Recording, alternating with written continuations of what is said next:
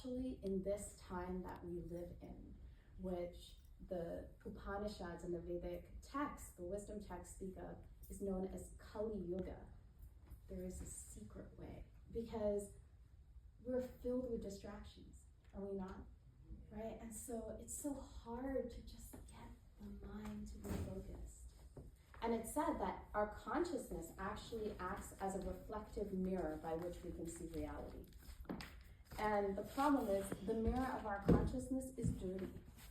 You know, I don't know about any of you, but I have kids, and so there's always dust in my house, which drives me absolutely mad. It doesn't matter how often I vacuum, but there's this layer, you know, sometimes there's a layer of dust on stuffed animals. I'm like, how is this possible, right? But that layer of dust, really, whenever I see it now, represents to me, that's the kind of layer that's on my heart. Except it's not like half a centimeter thick. It's huge. It's like meters thick. And over time, if you notice with dust, it starts to harden. So it's harder to remove.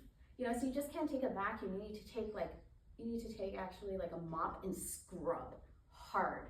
You know, you need some deep elbow grease to get in there. And so that is what happens when we try to even sit down. Even if we try to sit still, we can take a moment to just try to do this. Let's try it, you know, so let's sit up straight. Try to get your back as straight as possible, your neck, your head aligned. Close your eyes softly. Just taking a deep inhale here. Exhale.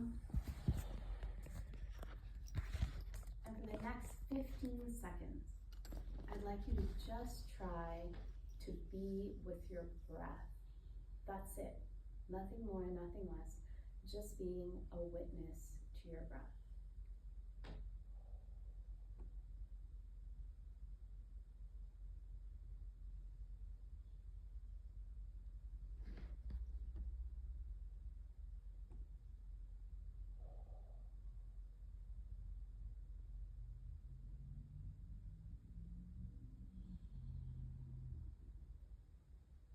Whose head was filled with thoughts?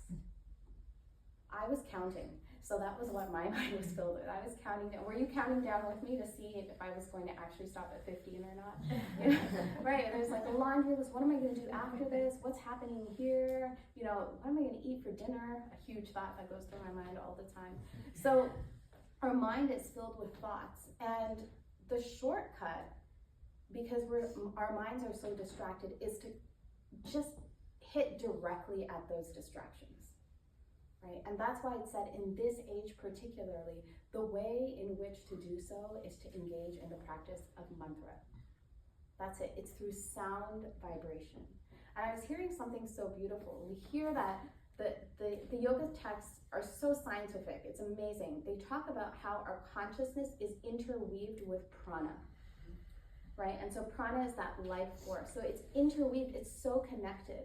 But the thing with prana is it gets agitated very quickly. And because it's interweaved with our mind, guess what? Our minds get distracted so quickly, right? So the way in which we do this, and the example is given of mercury and sulfur. When you try to mix mercury and sulfur together, it's really, really difficult. You actually need a mortar and a pestle to grind it. And when you grind them together, after a while, they start to combine. But here's the thing, mercury and sulfur have a natural affinity to one another. And similarly, mantra has, the mind and mantra have a natural affinity to one another. And so the practice of mantra meditation is actually the bringing together, the grinding of transcendental sound vibration with our consciousness. And after a while, what mantra does is it starts to clean the consciousness naturally. No force needed. And by that, we can actually start to experience and see reality as it is. And so this is the beautiful gift that we have in this age, that we can actually engage in a process that's joyful, right? That was so beautiful, right? That melody even that we were all, I could see everybody was falling into a groove. There's a way in which not only music, but mantra can actually really channel our consciousness. And so, as we enter into this next kirtan, I would love for you to even, if you can, visualize as you're saying the words of the mantra, as you're hearing the words of the mantra, how our consciousness starts to fall in line with our mind. And with that, our consciousness starts to get scrubbed by the mantra. So with that, we will once again chant this beautiful